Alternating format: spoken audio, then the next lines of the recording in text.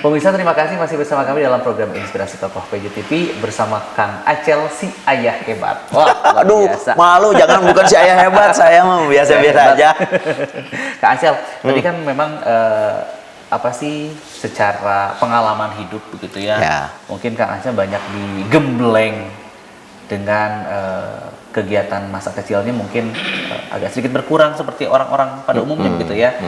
Harus menjajakan makanan begitu, meskipun mungkin kalau dulu mungkin tidak ada istilah UMKM ya Kang Acel ya. Belum Padahal mengenal mungkin mungkin belum ya. mengenal begitu, tapi Betul. secara tidak langsung ternyata orang tua Kang Acel itu memberikan pengajaran begitu Kang Acel. Itu salah satu pengajaran hidup yang paling berharga barangkali, atau ada yang lebih parah? Ya, jadi saya diajarkan untuk berkolaborasi sebetulnya pada awalnya. Jadi UMKM mungkin hari ini yang kita kenal bersama sebenarnya kan diawali dengan usaha-usaha kecil seperti itu. Betul. Itu fondasi yang mengajarkan kepada saya bahwa saya itu dulu berasal dari UMKM juga.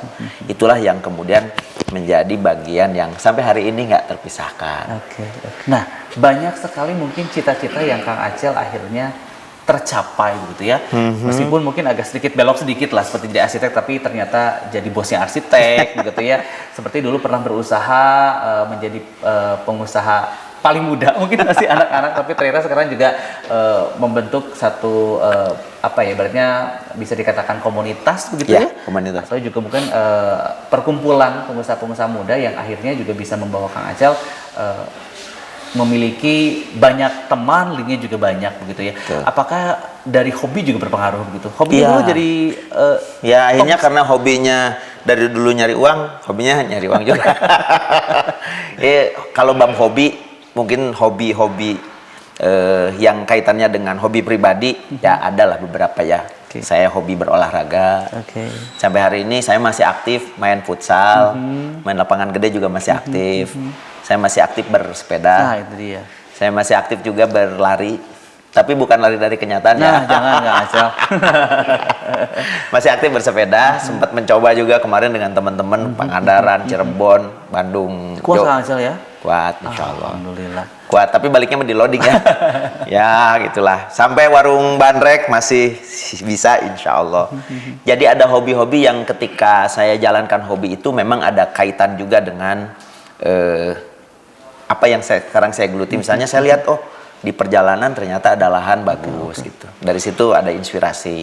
Mungkin inspirasi kalau tidak bisa dieksekusi sendiri, saya tawarkan kepada teman-teman.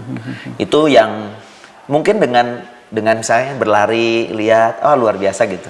Ada view-view yang berbeda, dan itu sering saya jadikan sebagai bagian dari contoh kolaborasi dengan teman-teman. Oke, kolaborasi dengan teman-teman juga sudah sangat maksimal, bahkan sempurna. Kolaborasi dengan keluarga yang utama. Nah, kalau kolaborasi dengan sang istri begitu, kalau boleh tahu, komunikasinya tetap lancar. Ya. Juga mungkin bisa kita lihat ke belakang. Pertama ketemunya di mana sebetulnya Kang Acel? Nah, ini pertama ketemu ini luar biasa. Jadi saya bertemu istri dengan sebuah peristiwa yang sebelumnya memang Allah lah yang merencanakannya. Jadi waktu itu saya di kampus, setelah itu kemudian saya ditawari untuk menjadi takmir masjid deket sini, di daerah Margahayu. Nah, ceritanya saya maulah gitu.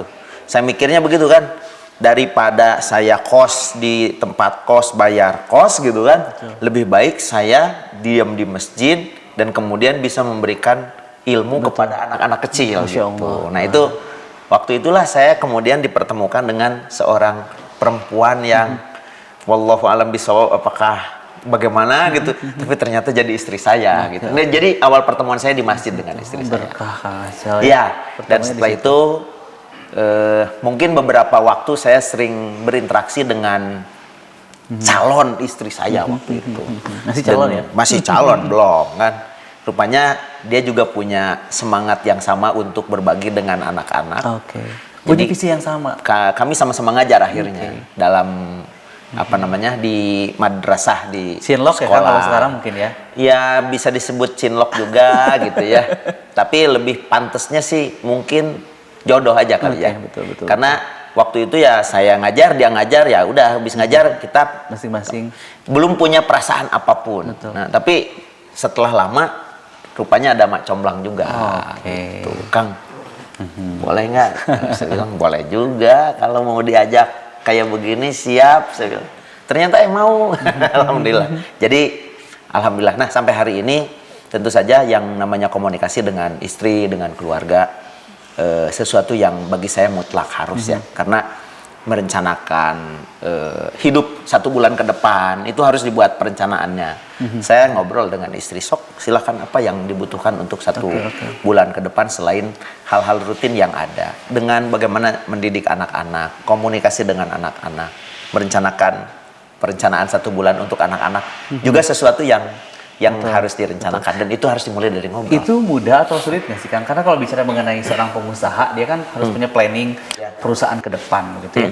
Begitupun dengan keluarga gitu ya. Rasanya kalau kita berbicara mengenai punya perusahaan dan kita punya keluarga, mungkin di keluarga juga ada semacam direktur utamanya, ada bendaharanya begitu, ada planning ke depannya, kemudian juga banyak aturannya. Itu menerapkan ke keluarga sendiri bagaimana? Fungsi-fungsi itu tetap harus ada. Oke. Jadi kita berperan sebagai apa, lalu bertanggung jawab seperti apa, dan kemudian punya gagasan seperti apa. Kunci-kuncinya sebetulnya sama, tapi memvisualisasikannya berbeda. Lantas kemudian aturan ada, ya walaupun aturannya misalnya tidak perlu kita buat aturan pakai SK apa segala macam, nggak perlu lah, terlalu rigid gitu. Nah ini sangat fleksibel. Misalnya tugas kita apa gitu. Nanti dari tugas itu kita berbagi. Misalnya, misalnya bahkan tugas mingguan misalnya. Hari ini yang nganter anak, ya Umi ya gitu. Besok saya yang nganter ini. Jadi perlu ada ngobrol.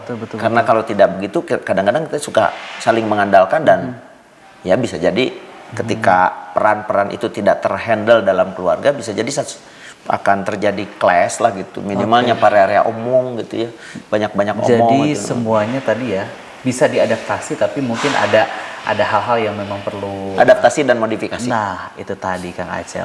Kita bicara mengenai UMKM terlebih dahulu, karena kan salah satu pemerhati UMKM juga kan Kang Acel ya, yang dilihat Kang Acel saat ini begitu. Ya. Mungkin pasca pandemi begitu. Ya. Gimana UMKM Kota Bandung? Pasca pandemi saya